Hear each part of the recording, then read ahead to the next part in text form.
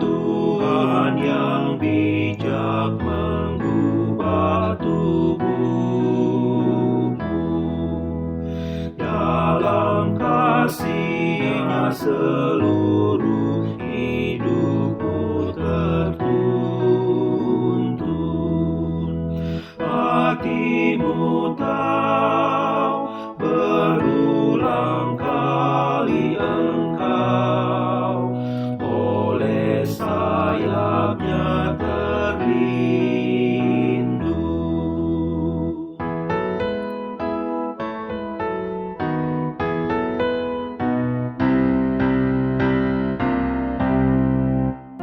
Pujilah Tuhan yang dapat dan mau melakukan jauh melebihi doamu dan yang kau rindukan.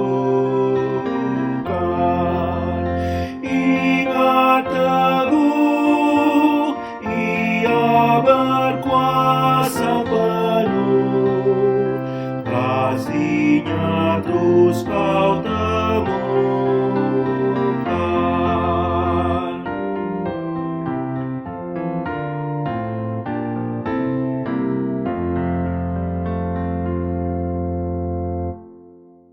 Pertolongan kita adalah di dalam nama Bapa, Putra, dan Roh Kudus. Kasih karunia Allah Bapa dan damai sejahtera Tuhan Yesus Kristus menyertai saudara sekalian. Amin. Jemaat Tuhan, yang menjadi nas pembimbing dalam ibadah kita hari ini diambil dari 1 Petrus 1 ayat 14-15. Hiduplah sebagai anak-anak yang taat dan jangan turuti hawa nafsu yang menguasai kamu pada waktu kebodohanmu. Tetapi hendaklah kamu menjadi kudus di dalam seluruh hidupmu, sama seperti Dia yang kudus yang telah memanggil kamu. Demikian nas pembimbing kita hari ini.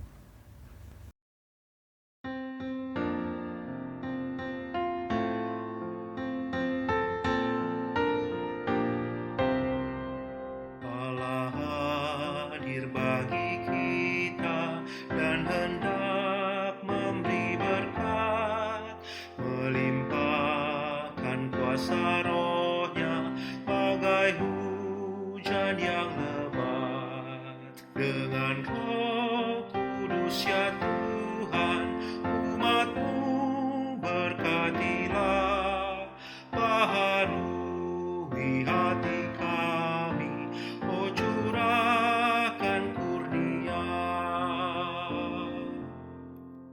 Allah hadir, sungguh hadir di jemaat-Nya yang kudus. Biar kasih kurnia-Nya menyegarkan kita terus. Dengan Roh Kudus ya Tuhan, umat-Mu berkatilah, baharui hati kami, oh curahkan kurnia.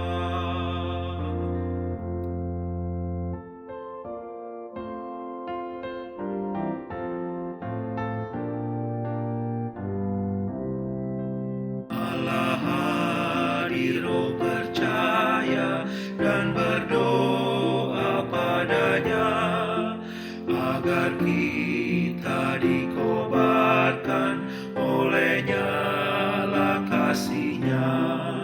Dengan Roh Kudus ya Tuhan, umat-Mu berkatilah, baharui hati kami, oh curahkan kurnia.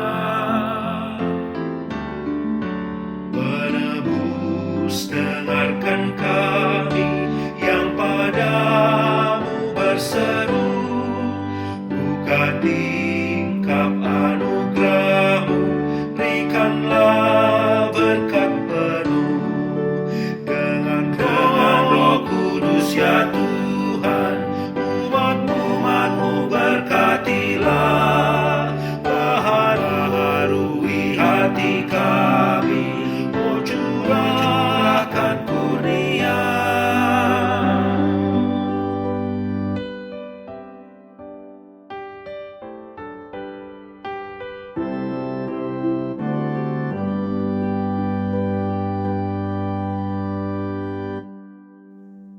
Jemaat Tuhan, marilah kita datang kepada Tuhan mengakui dosa-dosa kita. Kita berdoa. Ya Allah, kami datang dengan penuh kerendahan hati ke hadapan-Mu. Kami mengakui segala dosa-dosa dan pelanggaran yang kami lakukan. Betapa seringnya di dalam kehidupan kami sebagai orang-orang percaya, orang-orang yang sudah ditebus, kami lupa dengan identitas kami sebagai pengikut-pengikut Kristus. Bukannya kami menjadi orang-orang yang melakukan kehendak Tuhan yang menjadi berbeda dengan dunia ini. Bukannya kami hidup menuruti ajaran dan kehendak Tuhan, tetapi kami justru menjadi serupa dengan dunia ini. Kami mengabaikan petunjuk dan perintah Tuhan. Kami melupakan bahwa kami adalah orang-orang yang seharusnya hidup menuruti apa kata Tuhan. Biarlah firman-Mu yang menerangi kami hari ini untuk kami berlaku sebagaimana yang Engkau kehendaki di tengah-tengah kehidupan kami di dunia ini. Terima kasih Bapa, di dalam Kristus kami memohon. Amin. Jemaat Tuhan, saudara-saudara yang dikasihi Tuhan, untuk setiap kita yang sudah mengakui dosa-dosa kita di hadapan Tuhan, dengarkanlah berita anugerah untuk kita semua, diambil dari 1 Petrus 1 ayat 18 sampai 19. Sebab kamu tahu bahwa kamu telah ditebus dari cara hidupmu yang sia-sia, yang kamu warisi dari nenek moyangmu, itu bukan dengan barang yang fana, bukan pula dengan perak atau emas, melainkan dengan darah yang mahal, yaitu darah Kristus yang sama seperti darah anak domba yang tak bernoda dan tak bercacat. Demikian berita anugerah untuk kita. Syukur kepada Allah.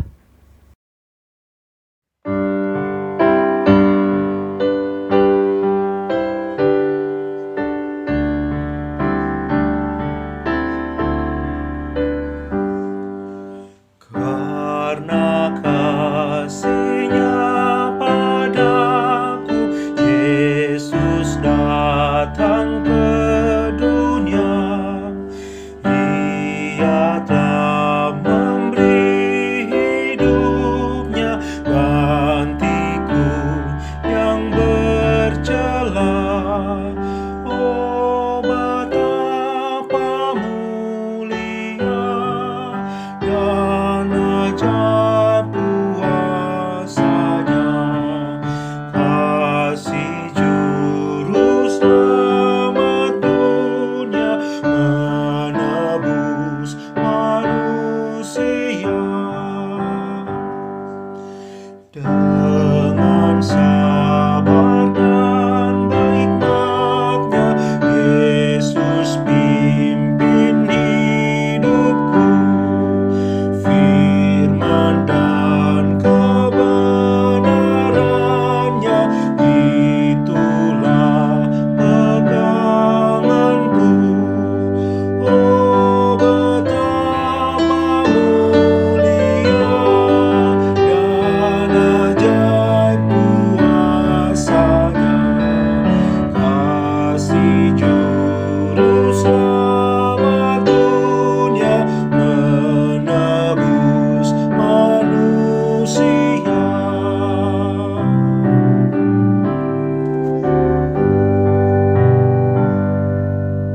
Saudara yang dikasihi Tuhan, sebelum kita mendengar firman Tuhan, mari kita berdoa. Ya Allah, kami sungguh bersyukur untuk kebaikan Tuhan. Terlebih sekarang saat ini kami diberikan kesempatan untuk dilawat lewat pemberitaan firman-Mu. Berbicaralah kepada kami ya Bapa, karena kami siap untuk mendengarkan. Kami percaya firman Tuhan adalah terang dan penuntun di dalam kehidupan kami. Di dalam Kristus kami berdoa. Amin. Saudara terkasih, pembacaan Alkitab diambil dari 1 Petrus 1 ayat 13 sampai 25. Sebab itu siapkanlah akal budimu, waspadalah dan letakkanlah pengharapanmu seluruhnya atas kasih karunia yang dianugerahkan kepadamu pada waktu pernyataan Yesus Kristus. Hiduplah sebagai anak-anak yang taat dan jangan turuti hawa nafsu yang menguasai kamu pada waktu kebodohanmu.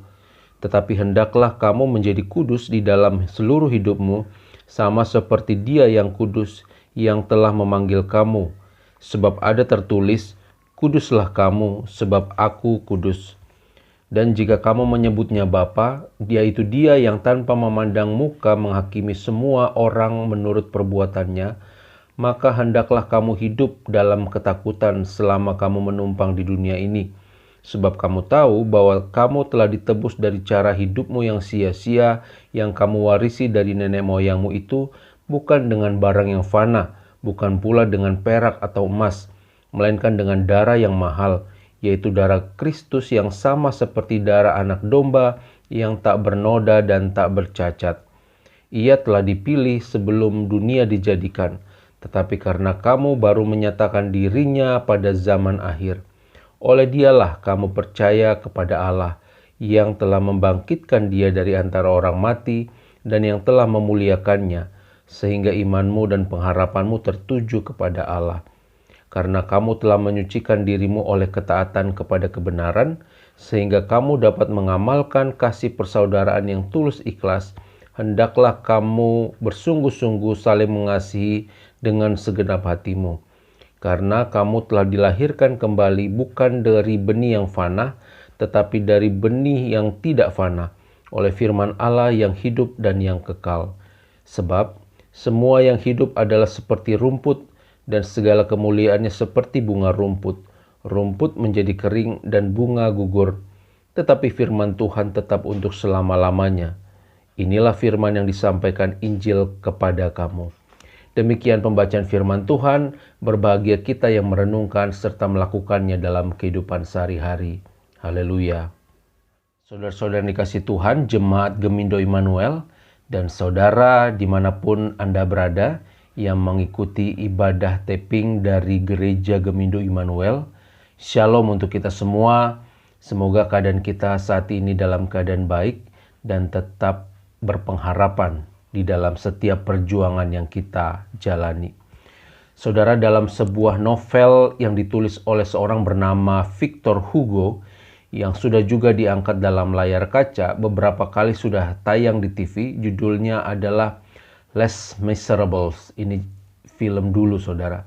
Ceritanya sangat sederhana namun bermakna dalam. Dimulai dari seorang narapidana yang dihukum selama 19 tahun karena mencuri roti supaya keluarganya tidak kelaparan lagi.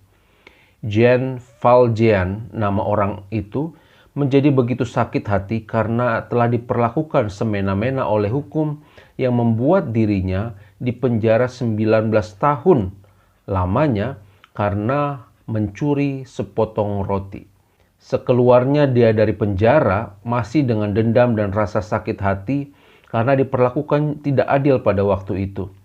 Jean Valjean mulai mencari kehidupan yang baru. Tetapi apa daya, dari dulu sampai sekarang yang namanya alumni penjara itu memang sulit diterima oleh masyarakat. Semua orang menolak kehadirannya pada waktu itu, kecuali ada satu orang, Myriel namanya. Ia seorang uskup yang tidak hanya sekedar menerima dirinya, tetapi juga memperlakukan si Valjean ini sebagai layaknya manusia, bukan sebagai mantan narapidana. Ia diberikan tempat tinggal, diberikan makan, minum, semuanya untuk Valjean. Akan tetapi apa yang terjadi, saudara? Pada waktu malam, Valjean bangun untuk mencuri sendok dan piring perak kepunyaan sang pendeta. Sang uskup pendeta yang terbangun dari tidurnya karena mendengar suara ribut dipukul oleh Valjean hingga pingsan.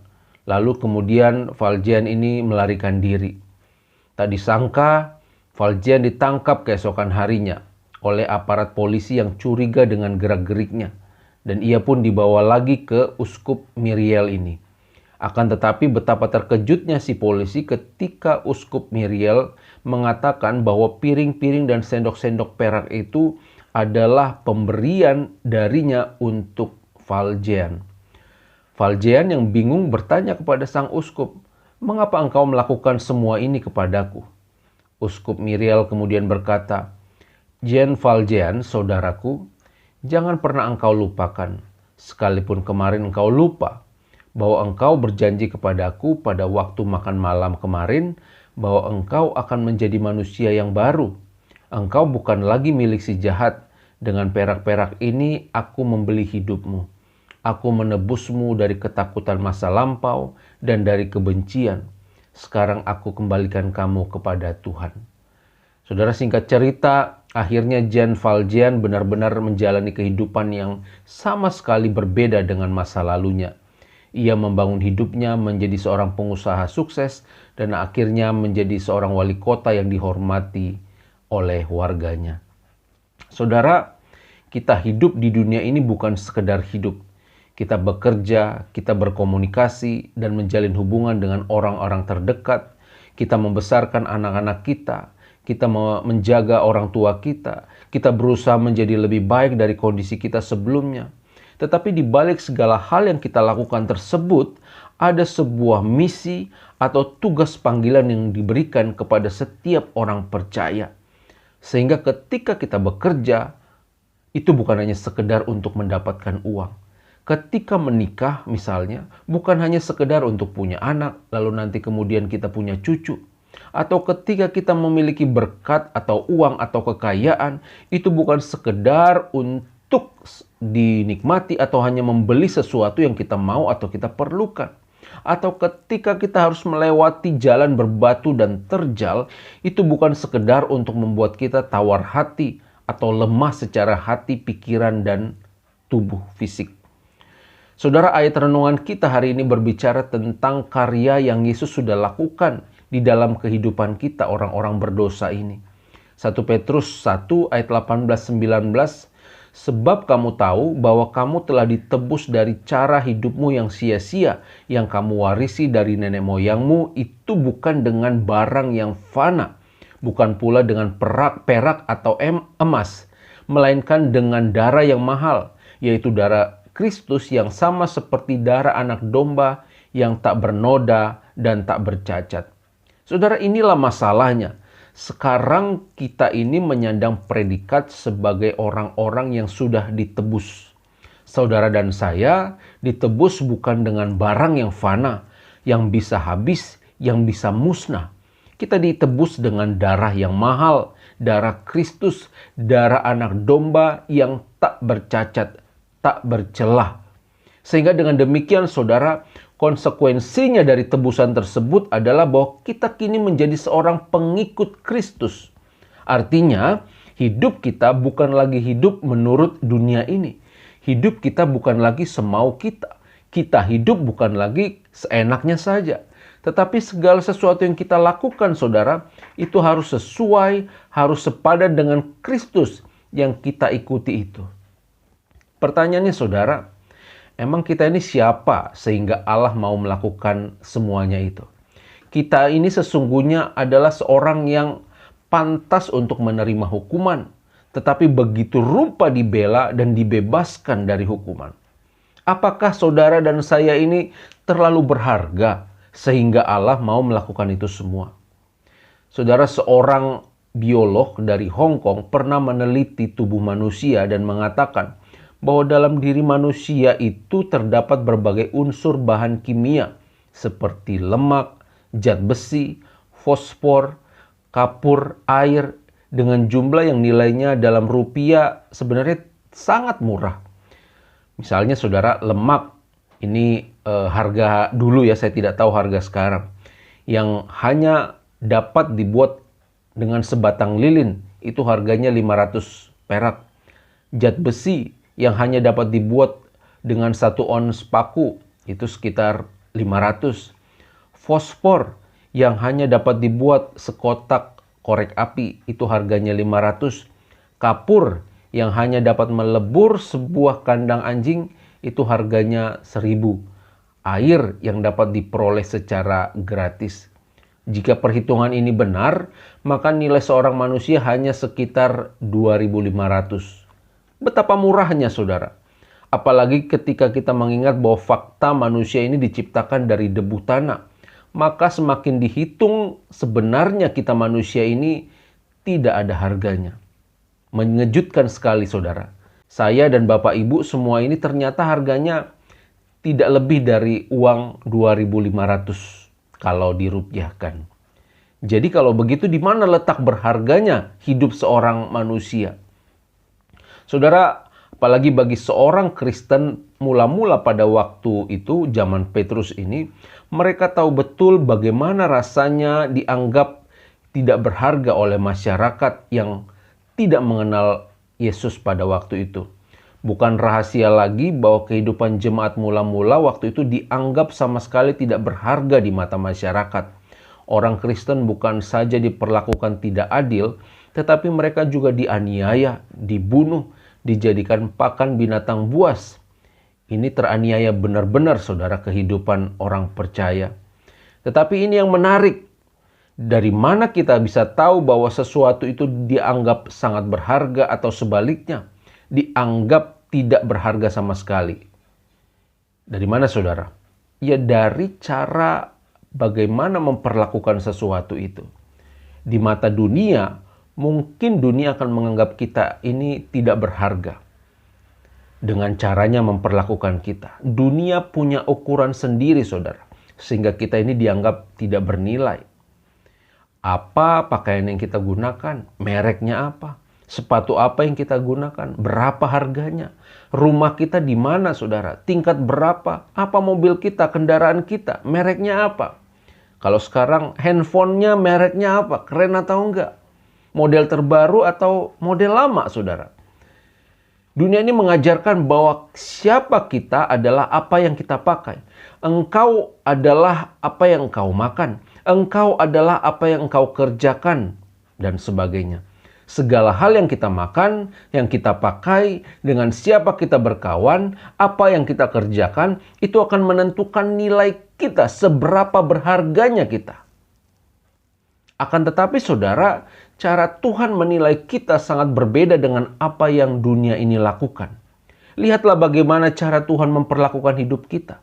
Apa yang Tuhan lakukan bagi kita. Kita ditebus dengan darah yang mahal, saudara. Nah, apa yang membuat kita bisa yakin bahwa hidup kita ini memang benar-benar berharga di mata Tuhan? Ya, kalau hidup kita ini tidak berharga bagi Tuhan, saudara, Dia tidak akan memperjuangkan kita, apalagi sampai mati di kayu salib. Tuhan memandang kita berharga bukan karena segala hal yang melekat dalam diri kita. Bukan karena raut wajah kita yang cantik dan ganteng. Bukan karena kita memiliki sifat yang baik yang mungkin juga tidak dimiliki oleh orang lain. Bukan karena kita punya rumah atau harta yang berlimpah dan sebagainya. Itu sebabnya, saudara, jangan kita menjadi sombong karena kita memiliki banyak hal. Karena bagi Tuhan semuanya itu tidak terlalu berarti. Tuhan bisa membuat semua hal-hal materi jauh lebih baik, jauh lebih besar, jauh lebih banyak dari apa yang kita miliki saat ini. Kalau Tuhan mau. Kita berharga, saudara, di mata Tuhan karena kasih Tuhan kepada kita. Kita berharga karena Tuhanlah yang menjadikan kita berharga. Jadi kalau ditanya apa yang berharga dari kita, ya tidak ada, saudara. Murni ini hanya karena kasih karunia dan karena anugerah Allah Bapa di dalam Kristus yang sudah mati dan bangkit menyelamatkan kita. Untuk orang-orang yang ditebus, kita punya misi khusus di dunia ini, saudara. Ayat 14 sampai 16, hiduplah sebagai anak-anak yang taat dan jangan turuti hawa nafsu yang menguasai kamu pada waktu kebodohanmu. Tetapi hendaklah kamu menjadi kudus di dalam seluruh hidupmu, sama seperti Dia yang kudus yang telah memanggil kamu.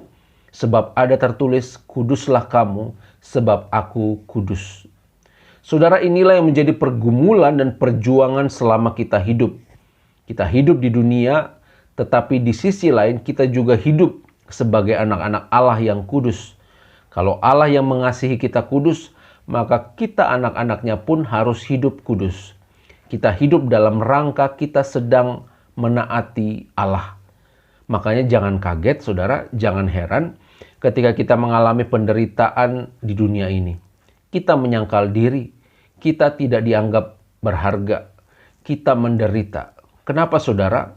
Ya karena nilainya berbeda. Ukuran yang dunia gunakan dengan yang dikenakan oleh firman Allah itu sangat berbeda. Jadi tidak apa-apa, saudara, jika kita merasa, kok saya ketika ikut Tuhan malah menderita. Bersyukurlah, karena kita menderita demi mengikut Tuhan. Kok saya sulit sekali dipromosikan karena saya agama Kristen, pengikut Kristus? Ya tidak apa-apa saudara, Yesus juga ditolak di dunia ini. Sebabnya sekali lagi saudara kita diingatkan, walaupun kita tinggal di dunia ini, itu tidak berarti bahwa kita harus sama dengan dunia ini. Kita tinggal di dunia, tetapi kita bukan lagi berasal dari dunia. 1 Petrus 1 ayat 23-25, karena kamu telah dilahirkan kembali bukan dari benih yang fana, tetapi dari benih yang tidak fana oleh firman Allah yang hidup dan yang kekal. Sebab semua yang hidup adalah seperti rumput, dan segala kemuliaannya seperti bunga rumput. Rumput menjadi kering dan bunga gugur. Tetapi firman Tuhan tetap untuk selama-lamanya. Inilah firman yang disampaikan Injil kepada kamu. Saudara, dunia ini dan segala materi yang ada di dalamnya itu seperti rumput. Itu sebabnya jangan pernah sandarkan pengharapan kita kepada sesuatu yang akan layu. Jangan dasarkan kehidupan kita pada sesuatu yang dapat habis dan binasa. Tetapi hiduplah beralaskan firman Tuhan. Karena firman Tuhan itu tetap untuk selama-lamanya. Kiranya Roh Kudus menolong kita untuk hidup menurut firman Tuhan hari lepas hari. Amin.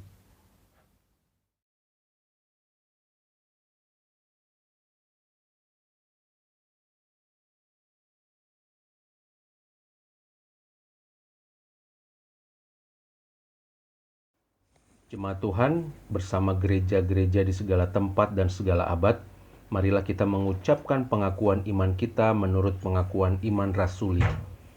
Aku percaya kepada Allah, Bapa yang Maha Kuasa, Khalik langit dan bumi, dan kepada Yesus Kristus anaknya yang tunggal Tuhan kita, yang dikandung daripada Roh Kudus, lahir dari anak darah Maria, yang menderita di bawah pemerintahan Pontius Pilatus, disalibkan, mati dan dikuburkan, turun ke dalam kerajaan maut. Pada hari yang ketiga bangkit pula dari antara orang mati, naik ke surga, duduk di sebelah kanan Allah, Bapa yang Maha Kuasa, dan akan datang dari sana untuk menghakimi orang yang hidup dan yang mati. Aku percaya kepada Roh Kudus, gereja yang kudus dan persekutuan orang kudus, pengampunan dosa, kebangkitan daging dan hidup yang kekal. Amin. Saudara-saudara yang dikasihi Tuhan, marilah kita menaikkan doa syafaat kita. Kita berdoa. Ya Allah, kami sungguh bersyukur untuk firman Tuhan yang boleh kami dengar dan kami renungkan. Kami diingatkan hari ini untuk kami boleh hidup menurut kehendak Kristus. Kami hidup berlaku menurut ukuran firman Tuhan, bukan menjadi serupa dengan dunia ini. Karena kami adalah orang-orang yang sudah ditebus dengan darah yang mahal, darah yang kudus, maka hidup kami juga haruslah kudus. Mampukan kami ya Roh Kudus untuk hidup menuruti perkataan firman-Mu. Ya Allah, kami mau terus berdoa untuk saudara kami yang bergumul di dalam berbagai tantangan dan ujian kehidupan. Buat saudara-saudara kami yang sakit, kami mau menyebut saudara kami satu persatu. Bapak Simanjuntak, Bapak Butar-Butar, Ibu Manurung, Ibu Simanjuntak Boru Hasibuan, Bapak Elias Simanjuntak. Tuhan, kami terus membawa saudara kami ini, biarlah Tuhan Engkau yang menolong dan memulihkan. Tuhan membukakan jalan, tidak ada penyakit yang terlalu sukar Engkau sembuhkan. Jamah, sembuhkanlah di dalam nama Tuhan Yesus. Buat saudara-saudara kami juga yang tidak disebutkan namanya, yang mungkin mengalami gangguan fisik, kelemahan tubuh saat ini, Tuhan Engkau jamah, pulihkan di dalam nama Tuhan Yesus. Kami berdoa untuk saudara-saudara kami yang berada di dalam berbagai masalah dan pergumulan, masalah ekonomi, pekerjaan, relasi dengan orang-orang terkasih. Tuhan, kiranya Engkau menolong, campur tangan di dalamnya dan memulihkan keadaan saudara-saudara kami ini. Tuhan, kami berdoa dan bersyukur juga untuk anak-anak Tuhan, para simpatisan yang Tuhan telah pakai untuk memberkati dan mendukung pelayanan gereja Tuhan Gemindo Immanuel. Kiranya Tuhan Engkau memberkati di dalam setiap usaha pekerjaan mereka, dan Engkau yang menolong di dalam setiap pergumulan dan tantangan yang mereka hadapi. Kami berdoa menyerahkan gereja-Mu Gemindo Immanuel. Tuhan, kiranya Engkau terus pakai menjadi alat Tuhan untuk menyaksikan kasih dan kebenaran di tengah-tengah jemaat dan juga lingkungan di mana kami berada. Terima kasih Tuhan, kami mau serahkan rencana kami untuk mengadakan ibadah fisik atau secara ragawi di gedung gereja. Tuhan kiranya menolong kami, membuka jalan, memampukan kami di dalam mempersiapkan segalanya. Kalau Tuhan berkehendak, biarlah kami bisa mengadakan ibadah secara ragawi dengan hikmat dan juga mempererat tali persekutuan kami sebagai anak-anak-Mu. Terima kasih Bapa, kami terus berdoa untuk bangsa kami Indonesia, untuk situasi pandemi yang semakin hari kami melihat semakin baik di Indonesia ini. Terima kasih, kami mau bersyukur untuk itu Tuhan. Kami juga mau terus berdoa biarlah pulihkan terus Tuhan bangsa kami dari COVID ini. Kami berdoa untuk mereka yang terpapar COVID sampai saat ini, Tuhan sembuhkan di dalam nama Tuhan Yesus. Upaya untuk vaksin, pemberian vaksin kepada seluruh rakyat, biarlah Tuhan Engkau menolong, membukakan hati pikiran buat orang-orang yang masih keras hatinya, masih menolak, supaya mereka bisa bekerja sama dalam rangka memutus tali COVID ini Tuhan. Terima kasih Bapa, kami menyerahkan bangsa kami untuk setiap masalah pergumulan yang dihadapi, masalah radikalisme, disintegrasi, atau kelompok-kelompok tertentu yang berusaha memecah belah keutuhan persatuan bangsa ini, bahkan juga persiapan-persiapan menjelang pemilihan umum 2024. Tuhan kami bawa ke dalam tangan-Mu, biarlah Tuhan Engkau yang memberkati semuanya. Terima kasih Bapa, kami serahkan semuanya ke dalam tangan-Mu. Inilah doa permohonan kami serahkan di dalam nama Tuhan Yesus Kristus yang sudah mengajar kami berdoa. Bapa kami yang di surga, dikuduskanlah nama-Mu, datanglah kerajaan-Mu, jadilah kehendak-Mu di bumi seperti di surga.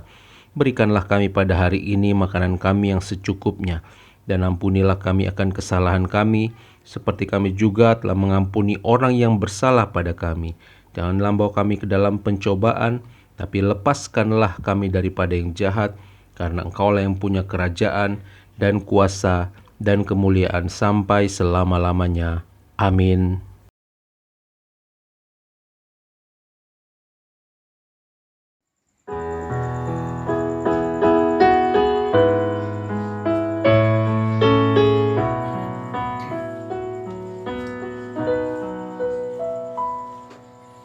Bagi Yesus ku serahkan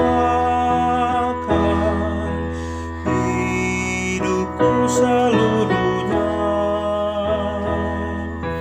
hati dan perbuatanku pun waktuku miliknya.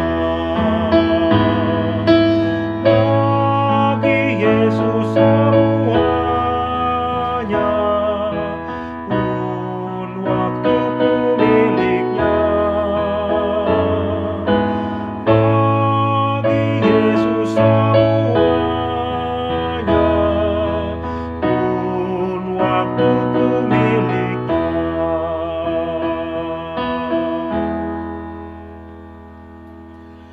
Tanganku kerja baginya, kakiku mengikutnya.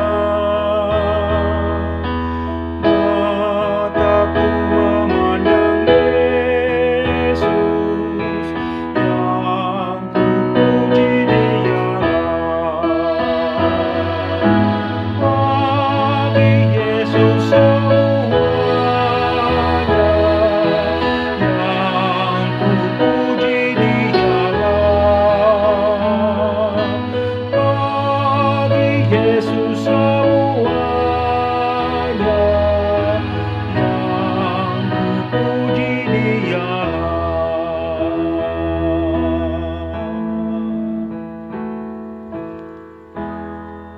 Saudara-saudara yang dikasihi Tuhan, arahkanlah pikiran dan hatimu kepada Tuhan, jadilah saksi Kristus dan terimalah berkat Tuhan. Tuhan memberkati engkau dan melindungi engkau. Tuhan menyinari engkau dengan wajah-Nya dan memberikan engkau kasih karunia. Tuhan menghadapkan wajah-Nya kepadamu dan memberikan engkau damai sejahtera. Amin.